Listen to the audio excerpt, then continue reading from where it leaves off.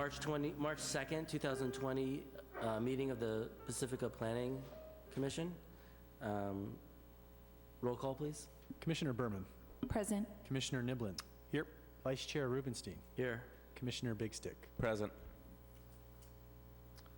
Okay, approval of the order of agenda. Commissioner Niblin, I'll move approval of the order of agenda. Commissioner Big Stick. I will second.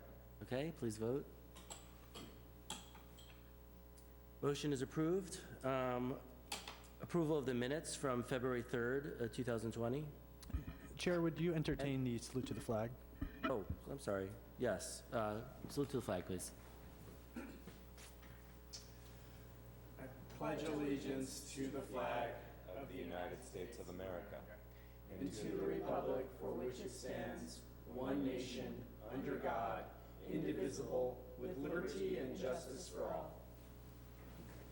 That. Now on to the approval of the minutes for February 3rd and February 18th, 2020. Commissioner Big Stick. I'll move we approve the minutes. Commissioner Berman. I second the motion. Okay, please vote. Okay, now on to oral communications. This portion of the agenda is available to the public to address the Planning Commission on any issue within the subject matter jurisdiction of the Commission that is not on the agenda. The time allowed for any speaker will be 3 minutes. We don't have any speakers, so we are going to move on to our new public hearings. First public hearing is file number 2020-005 to amend condition of approval number 3 of Planning Commission Resolution 987 to authorize construction of a driveway with impervious paving at 104-106 Bella Vista Avenue. Recommended CEQA action is a Class 3 categorical exemption. Staff report, please. Good evening, Planning Commissioners. I am Associate Planner Bonnie O'Connor. The property owner of 106 Bella Vista Avenue received Planning Commission approval of a coastal development permit and use permit for the construction of a 2-story dwelling with an attached garage under the adoption of Resolution 987, including the conditions of approval in Exhibit A to the resolution. The Building Division issued a building permit for the project on August 29, 2018, and since that time, the dwelling has been constructed and assigned the address of 104 Bella Vista Avenue. The Wastewater and Engineering Divisions of the Public Works Department and the North County Fire Authority have successfully completed their final inspections, leaving the Planning Division to complete its final inspection. The applicant scheduled a final inspection with the Planning Division on December 13, 2019. At that inspection, planning staff identified that condition of approval number 3 of Resolution 987, which states new driveway pavers as depicted on sheet 8A1.1 site plan shall be pervious pavers, was not implemented in accordance with the building plans. The applicant has requested to amend the original project approval to authorize construction of an impervious driveway. The amendment of COA 3 of Resolution 987 would allow the applicant to obtain a successful final inspection for construction of the subject property. The design feature in question is not required by any Pacifica Municipal Code requirement or other legal requirement and is not necessary for the approval of the coastal development permit or use permit as described under the original project. The condition of approval was initially included to resolve the inconsistencies found throughout the project plans and the project description. Post-publication of the staff report, the Coastal Commission submitted a comment on the project, which was provided to the Planning Commission, and copies are available in the rear of the room for the public. Staff contacted the Coastal Commission to further understand their comment, as the property is not located within a FEMA flood zone, and the provided drainage report identifies that the bioretention system on site will maintain runoff volumes into the stormwater system at levels similar to pre-project conditions. The Coastal Commission identified their comment was associated with potential future floods as a result of sea level rise. Staff confirmed with Coastal Commission that the property is not located in any of the projected sea level rise vulnerability areas. Therefore, staff recommends that the Planning Commission grant the applicant's request to amend COA number 3 of Resolution 987 to allow the construction of an impervious driveway. Thank you. I guess that, my question was whether this letter was just a general, guideline on impervious driveways, or if it was specific, but it sounds like there's nothing really specific about the location. Commissioner Niblin? Actually, this may be a question for, well, a couple questions. One, the driveway's already there. The driveway with pervious, well, constructing a pervious way is already constructed. What would it cost to correct this if we were going to insist on that? Any sense of that? Have you had that kind of conversation with the developer? That might be a better question for the developer. Okay, I'm trying to weigh kind of and sort of the environmental impacts, frankly, of the work that would be required to, sort of correct, if we wanted to call it that, the issue, weighted against any particular value that might flow. So those are a couple of concerns I'd be interested in hearing about. I think what's important to note is that this project did include additional stormwater retention features that are not typically required for projects of this sort. And so to the extent that many of these stormwater measures are intended to reduce the first flush, as it's called, to limit pollutants entering into the stormwater system, this project includes certain features that do accomplish that. And so this is not, in staff's opinion, instrumental to achieving that desired outcome. Thank you. Was the condition of approval put on, erroneously, like it shouldn't have been there in the first place? No, it was there purposefully. The project description provided by the applicant and as stated in the public hearing the intention was the pavers were going to be impervious. However, other mentions of the pavers did not clarify that point. So that condition of approval was included to just make clear to you planning commissioners of what you were approving. Okay. Commissioner Big Stick? The last question answered mine. Thank you. Commissioner Berman? So it sounds like did staff determine that there's no C3 provision requirement for this site? Because from the drainage report and the plans, it looks like they're installing more than 2,500 square feet of impervious surface, which for a residential home, I think, doesn't that trigger C3 treatment requirements? Yeah, so they have features to address the C3, including the drainage, the roof drainage going to vegetated areas, and then they also have this bioretention system that would collect the runoff from the driveway and filter it through the property.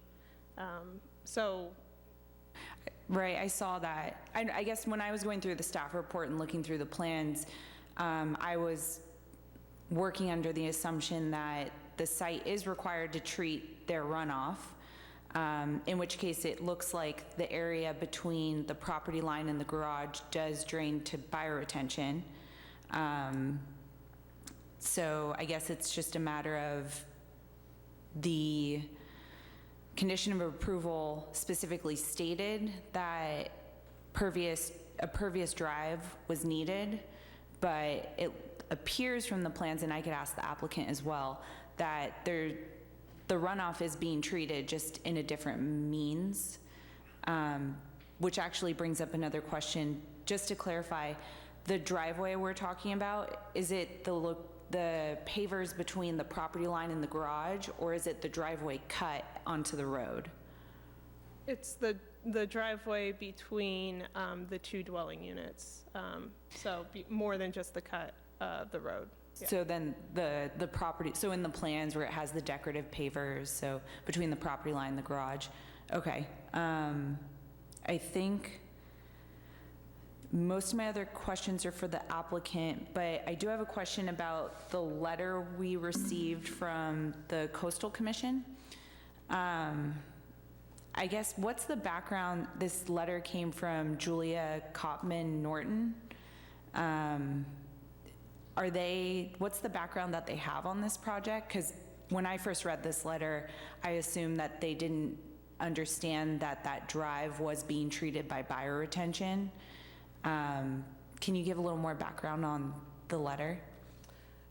Yeah, like I talked to them today. I talked to Julia today to understand where her comment was coming from because of the attached reports that are associated with the staff report.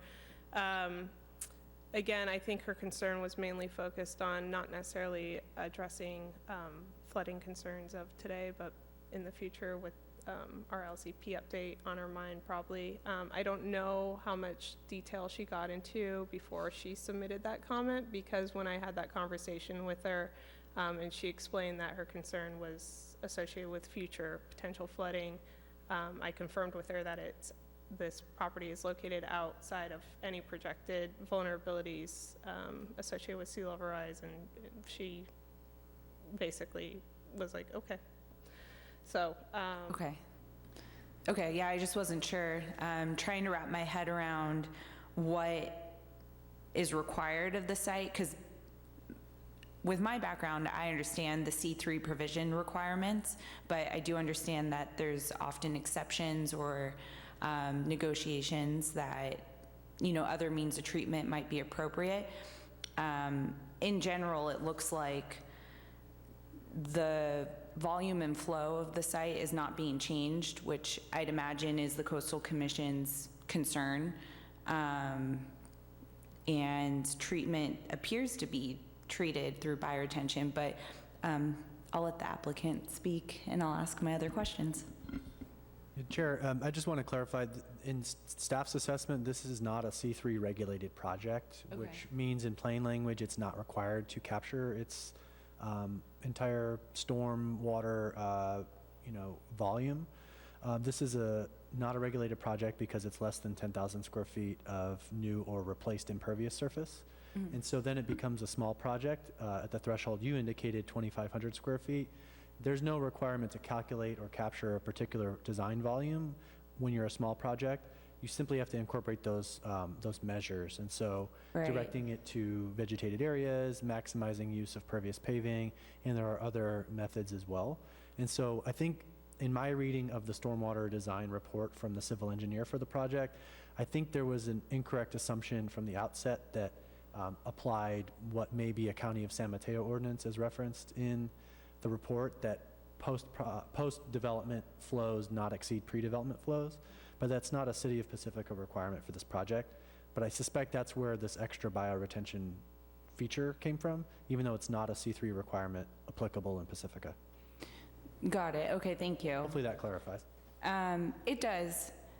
I mean, I guess regardless, for a small project, they are required to implement some form of draining to vegetated area, installing bioretention, or installing pervious facilities, which there's no argument that they're not providing that. I'm just trying to understand the background of the project and the means and necessities of requirements for it.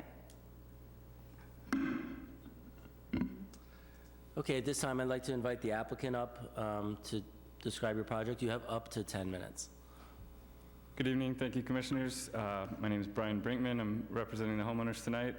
I provided the design plans for the project originally.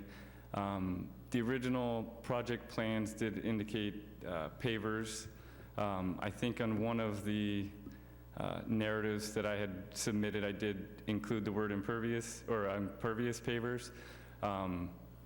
And then it got incorporated as a condition of approval.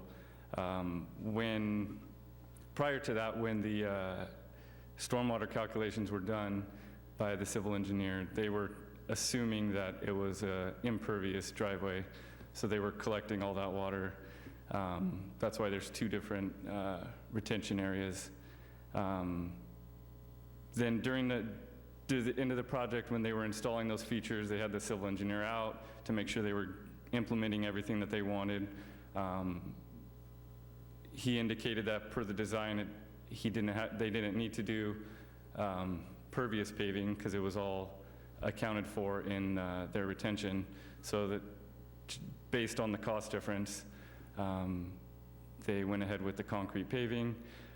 They even eliminated a patio that was a concrete patio that was planned in the rear yard. So in reality, there's less pervious paving than was intended, assumed under the original stormwater calculations that were done for the project.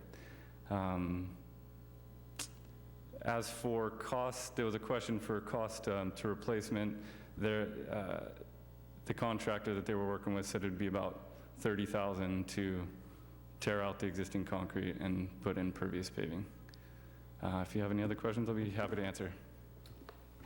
Yep, just stick around in case anybody has questions. Bring it back to the commission. Commissioner Berman? Staff answered most of my questions, as you could tell. Yep. I was just wondering, based off of the plans and the drainage report and the C3 calculations included, it looks like the entirety of the drive pavers drain to that bioretention. Does the as-built condition reflect that? I believe so, yes, yes. That's it. Okay. Thank you. Any other questions for the applicant? Okay, thank you very much. Thank you. We'll bring it back for deliberation. I can go first. Want to make a motion? Yeah, I have no issue with how I believe the site's been constructed right now. One thing is, being a civil engineer, one of the main items that we look at when we go into the construction document phase is to review the conditions of approval. So usually, if there's something in the conditions of approval, it's incorporated into design. So I would recommend reviewing the conditions of approval for future. But other than that, I'd be inclined to approve. Commissioner Niblin? Thank you. I would just note, it doesn't appear there's anybody from the public who wanted to speak to the item, so I guess we probably have closed the public hearing effectively since we're discussing the matter. I think for the same, I'd note some of the same things that my fellow commissioners noted. I'm convinced by the staff report that makes clear that they're impact-wise, I don't believe that this is a significant enough issue for us to deny the request that's been put in front of us, and particularly in light of the cost and frankly the environmental impact of correcting the issue in any event. I think we're net better off moving forward with the direction that Commissioner Berman has already suggested. Yeah, I concur with that. I'll echo my fellow commissioners. Okay. I'd like to make a motion to approve the removal of the condition. Do you want to make that motion, or do you want me to? Why don't you make the motion, since you have it in front of you? I move that the Planning Commission finds the project is exempt from the California Environmental Quality Act, amends condition of approval number 3 of resolution number 987 of the Planning Commission of the City of Pacifica in its entirety to provide that the project may construct a driveway with impervious materials by adopting the resolution included as attachment A to the staff report and incorporates all maps and testimony into the record by reference. I'll second that motion. Please vote. Okay, congratulations, unanimous approval. Next item on the agenda is file number 2019-033 for Coastal Development Permit CDP 415-19 to construct a 245 square foot first story addition and a 416 square foot second story addition to an existing 1,000 square foot single family residence with 1-car garage located on a 5,000 square foot lot at 246 Sterling Drive. Recommended CEQA action is a Class 1 categorical exemption. Staff report? Good evening, Honorable Commissioners, Senior Planner Christian Murdoch. The applicant for this project contacted staff this afternoon and asked for a continuance of this item. The applicant has indicated there are some additional items they want to work through with the neighbor related to the heritage tree, which would be affected by the scope of work for this project. And so to enable more time to work through that particular item, they've asked for a continuance to a future hearing date. Given the uncertainty about how long it will take, staff's not recommending to continue to a particular date, but rather to continue to a date to be determined. Thank you. Do we need to vote for the continuance? Yes, please, a motion to continue to a date to be determined. Okay, I'll make the motion to continue to a date to be determined. I guess first, are we allowed to ask a question Oh. of staff for the project? Sorry. Sorry, jumped I know. the gun. Just a one-off question. In the context of the previous agenda item, the conditions of approval that were included here, conditions 17 and 18 talk about installing a new sidewalk, curb, gutter, and possibly bike facilities, but I know that road doesn't have any existing sidewalk, curb, gutter. Would it be appropriate to remove those conditions, or is the intent that that one frontage would have a sidewalk, a curb, and a gutter? The intent is to impose the requirements for those improvements with this project, but the following condition, number 19, suggests that if the owner is open to it, the city would support a deferred improvement agreement. Okay. Such time when it does make sense in light of the surrounding conditions to install them, we would have the legal mechanism to compel the owner at that time to do that. Okay, so 19 can still apply to 17 and 18. And that's in fact the intent, yes. Okay, and then one last question. Condition number 23, it looks like a partial sentence. It says, calculate allowable openings to ensure less than 25% of wall on left side of existing structure. We can clean up the Okay. language. I wasn't sure if I was missing something, or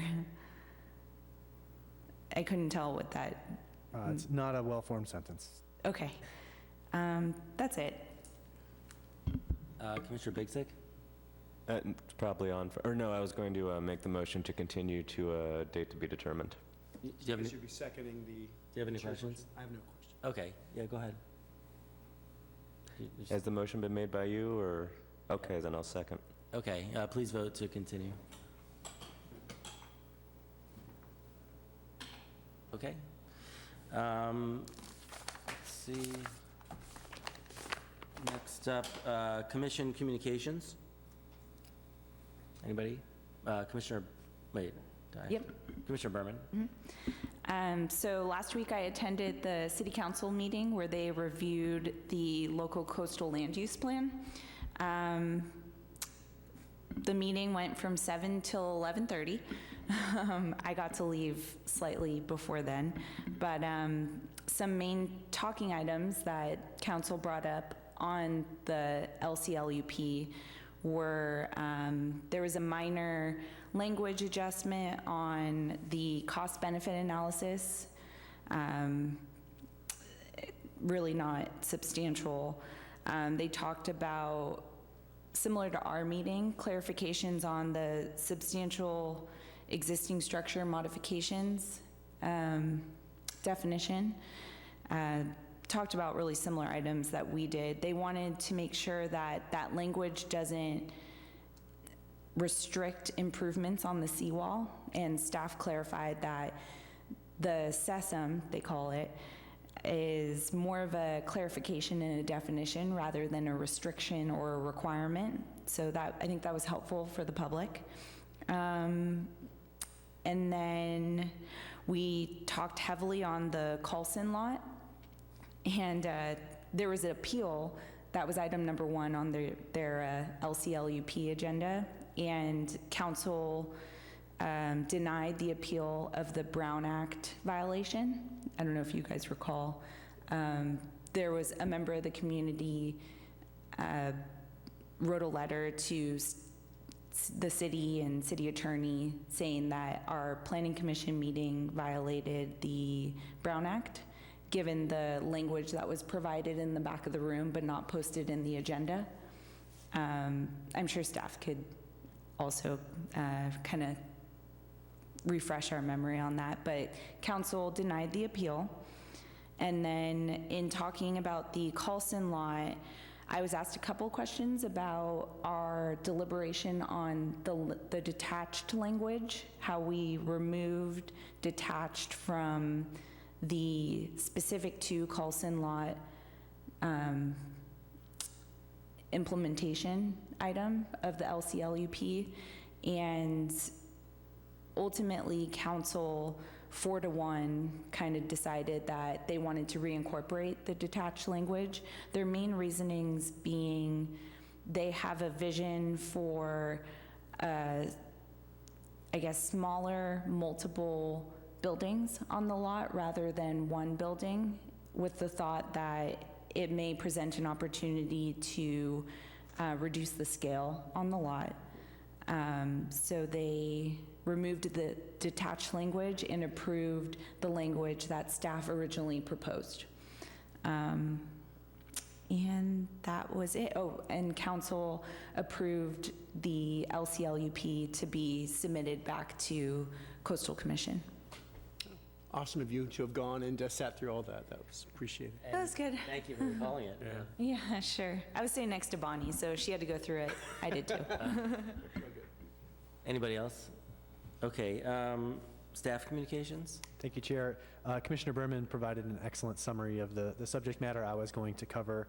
And so just to clarify, one additional item is that we are transmitting the local coastal land use plan to the Coastal Commission for certification. Our document upon the City Council's adoption is now known as the certification draft. So if you hear us using that term, that's why we've tried to affix an appropriate title to each version of the document to keep clear essentially what phase of the process we're in. And so we are gathering the required background documents that the Coastal Commission requires in order to submit an LCP amendment. And so we'll be transmitting that hopefully in the next week or so and beginning the important process to get the document certified. So our thanks again to Commissioner Berman for the long slog You're last welcome. Monday. Yeah, thank you, Commissioner Berman. Okay, well, it's that time. Anyone aggrieved by the action of the Planning Commission has 10 calendar days to appeal the decision in writing to the City Council. Anybody want to make a motion to adjourn? Commissioner Niblin? I'll move that we adjourn. Commissioner Berman? I second the motion. Okay, let's vote. Okay. We need to adjourn. It was just there. Scotia's been using it late.